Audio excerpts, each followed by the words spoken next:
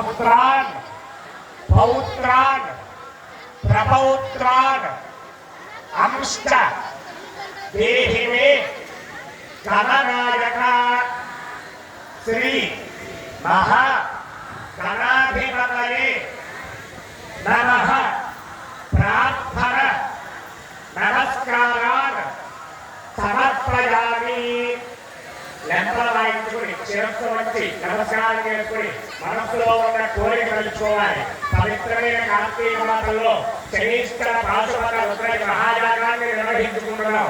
యాగంలో రెండవ రోజు ఈ రోజు యాగంలో పాల్గొన్నాం. యాగ ఫలితం సంపూర్ణంగా కలగాలి, మనస్సులోని కోరికలు నెరవేరాలి, ఆదిత్యాల నవగ్రహ బాధలు తొలగిపోవాలి, గణపతి అనుగ్రహంతో సకల కార్యాలలో విజయం పొందాలి అని ప్రార్థన చేసుకోండి. శ్రీ మహాగణాధిపతయే నమః. ప్రార్థన నమస్కారాన్ని సమర్పయామి. మంత్రగణాధిపతి ప్రసాద సిద్ధిరస్తు.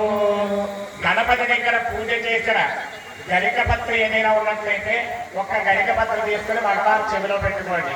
లేకపోతే పుష్పం ఉంటే పుష్పమైనా తీసుకుని చెవిలో పెట్టుకోండి. ఆడవారు పుష్పాన్ని తీసి మనలో పెట్టుకోండి. శ్రీ మహాగణాధిపతి ప్రసాద సిద్ధిరస్తు. సకల కార్య దిగ్విజయమస్తు. అలాగే సేవకులు ప్రతి హోమగుండాన్ని దగ్గర కూడా ఒక్కసారి చెక్ చేసుకోవాలి. మీరు పుల్లలు ఉన్నాయా లేదా, నవగ్రహ సమిధుల ప్యాకెట్ ఉందా లేదా, ముద్ద కర్పూరం ఉందా లేదా, అగ్గిపెట్టి ఉందా లేదా, ఇవన్నీ కూడా ఒక్కసారి సరి చూసుకోవాలి. అలాగే ఒక పల్లెల్లో ఉంచడం జరిగింది.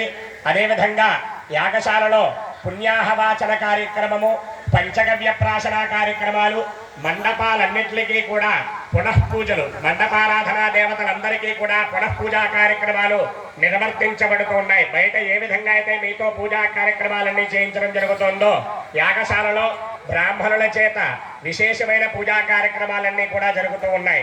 ఇక్కడ హోమం జరిగే సమయంలోనే యాగశాలలో ఉన్న ప్రధాన హోమకుండం వద్ద కూడా హోమ కార్యక్రమం జరుగుతూ ఉంటుంది. అదేవిధంగా